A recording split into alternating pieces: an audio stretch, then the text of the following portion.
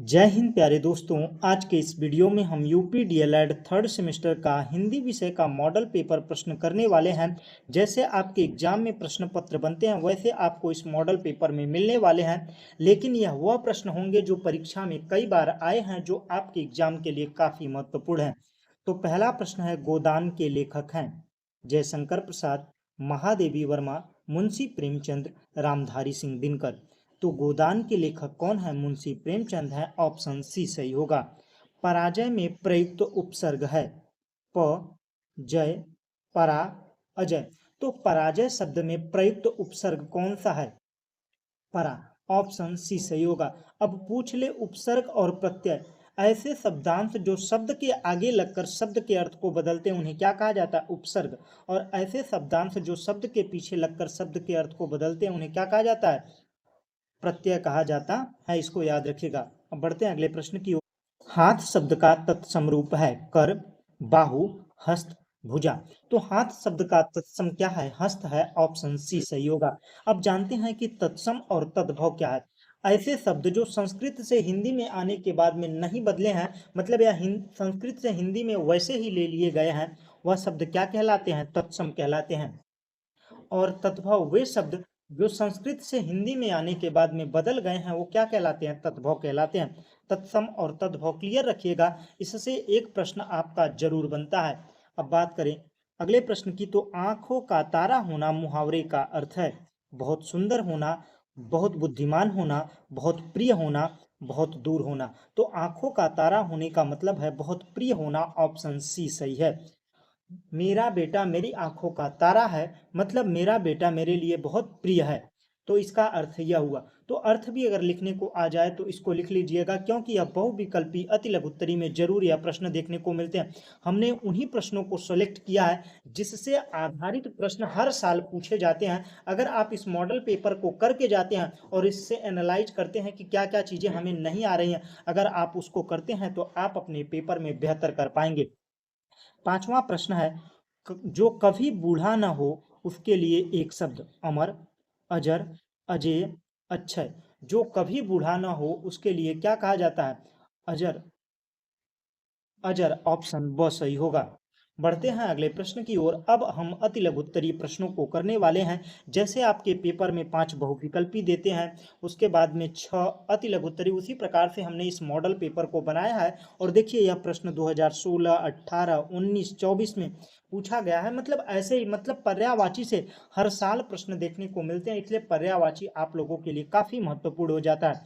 तो कमल और बादल शब्द के दो दो पर्यायवाची। कमल पंकज, जलज, नीरज, सरोज, यह सब कमल के पर्यायवाची हैं। बादल के मेघ, नग, जलधर, पायोध, यह सभी किसके हैं? बादल के पर्यायवाची हैं। अब बढ़ते हैं अगले प्रश्न की ओर। तो अगला प्रश्न है, अति तथा सम उपसर्ग लगाकर दो दो शब्द बनाइए। यह प्रश्न जो है 18, 19, 20 में पूछा गया। मतलब 18, 19, 20 का मतलब है केवल शब्द उसके बदले गए हैं, लेकिन उपसर्ग से सवाल आपको लगातार देखने को मिल रहे हैं। तो अति, अति में क्या है? अतिरिक्त, अत्यंत, अत्यधिक, यह सभी क्या है? अति लगाकर उपसर्ग बने। उपसर्ग कौन होते हैं? मैंने पहले बताया बहुविकल्पी प्रश्नों में कि ऐसे शब्दांश जो शब्द के पहले लगकर शब्द के अर्थ को बदल देते हैं या शब्द में विशेषता ला देते हैं उन्हें क्या कहा जाता है? उपसर्ग कहा जाता है। सम लगाकर सम्मान, सम्मिति, यह सभी क्या है? सम लगाकर बनाए गए, सम उपसर्ग लगाकर बनाए गए शब्द हैं। अब बढ़ते हैं अगले प्रश्न की ओर। तो अगला प्रश्न है, ऊंची दुकान फीका पकवान लोकोक्ति का अर्थ स्पष्ट करते हुए वाक्य का प्रयोग कीजिए। मतलब देखिए 2016, 17, 18, 20, 21, मतलब ये जो प्रश्न है मतलब लोकोक्ति से हर साल देखने को मिलता है। मतलब ये नहीं है कि यही प्रश्न बार बार रिपीट हुआ है, लेकिन लोकोक्ति से एक प्रश्न जरूर आपको देखने को मिला है। तो ऊंची दुकान फीका पकवान, केवल बाहरी दिखावा करना, असल में गुण ना होना। वाक्य में प्रयोग, उस कंपनी का नाम तो बहुत है पर उसके उत्पाद बहुत ही खराब निकले। यह तो ऊंची दुकान फीका पकवान वाली बात हो गई। मतलब बाहरी आडंबर दिखावापन ज्यादा है और अंदर से कुछ नहीं है।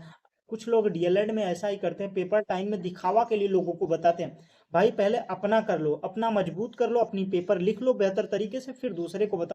अनुप्रास अलंकार का एक उदाहरण लिखे। अनुप्रास अलंकार, पद्य में जिस वर्ण का बार बार आना होता है, एक ही वर्ण का बार बार आना होता है, तो वहां पर क्या होता है? अनुप्रास अलंकार होता है। तरनी, तनुजा, तट, तमाल, तरुवर, बहुछाये, मतलब त वर्ड का बार बार रिपीटेशन हो रहा है, तो यहाँ पर क्या है, अनुप्रास अलंकार है। अनुप्रास अलंकार मतलब एक ही वर्ड का बार बार आना हो तो वहां पर क्या होता है, अनुप्रास अलंकार होता है। इसके अलावा और भी उदाहरण है, चारु चंद्र की चंचल किरणें खेल रही हैं जल थल में, तो मतलब यहाँ पर च च जो शब्द है कई बार आया है, तो यहाँ पर क्या है, अनुप्रास अलंकार है। दूध और सांप का तद्भव रूप लिखिए, तो यहाँ पर तद्भव नहीं होगा, यहाँ पर क्या होगा, तत्सम होगा। क्या होगा, तत्सम। तत्सम शब्द लिखना है। तत्सम शब्द में क्या होगा, दूध का दुग्ध, सांप का सर्प। अब बढ़ते हैं अगले प्रश्न की ओर। तो अगला प्रश्न है, प्रकृति का सुकुमार कवि किसे कहा जाता है? तो सुमित्रानंदन पंत को प्रकृति का सुकुमार कवि कहा जाता। अब हम लघुत्तरी प्रश्नों को करने वाले हैं। लघुत्तरी प्रश्नों को करने से पहले आप लोगों को अगर वीडियो अच्छा लग रहा है तो वीडियो को लाइक कर दीजिए, दोस्तों के साथ अपने ग्रुप में शेयर कर दीजिए, और चैनल पर नए हों तो चैनल को सब्सक्राइब कर लीजिए, क्योंकि हम इसी प्रकार से हर एक सब्जेक्ट का मॉडल पेपर ला रहे हैं जो आपके एग्जाम के लिए काफ़ी महत्वपूर्ण है। तो चलिए बढ़ते हैं प्रश्नों की ओर। तो पहला 12वां प्रश्न है, गद्य और पद्य में क्या अंतर है, स्पष्ट कीजिए। गद्य और पद्य में निम्नलिखित अंतर है। पहला, गद्य यह विचार प्रधान, लयहीन, छंद मुक्त रचना होती है। इनमें वाक्यों को व्याकरण नियमों के अनुसार लिखा जाता है। कहानी, निबंध, उपन्यास आदि गद्य के उदाहरण हैं। अब बात करें पद्य की, तो भाव प्रधान होता है, लयात्मक होता है, छंदबद्ध रचना होती है। इनमें कल्पना, संगीत का विशेष महत्व होता है, जैसे कविता, गीता, दोहा आदि क्या है, पद्य के उदाहरण हैं। गद्य पद्य में अंतर हो गया, मतलब लय होता है जिसमें वो क्या होता है, गद्य होता है। लय होता है जिसमें वो पद्य होता है, जिसमें लय नहीं होता वो गद्य होता है। छंद मुक्त कौन होता है, गद्य होता है। छंद युक्त कौन होता है, पद्य होता है। इस प्रकार से मतलब जो ये डिफरेंस है, दो लाइन बनाकर यहाँ पर गद्य यहाँ पर पद्य लिखकर, इस प्रकार से भी आप लिख सकते हैं, कोई दिक्कत है नहीं। आप जैसी इच्छा करें, बस आपको समझ में आना चाहिए, मैं यह चाहता हूँ।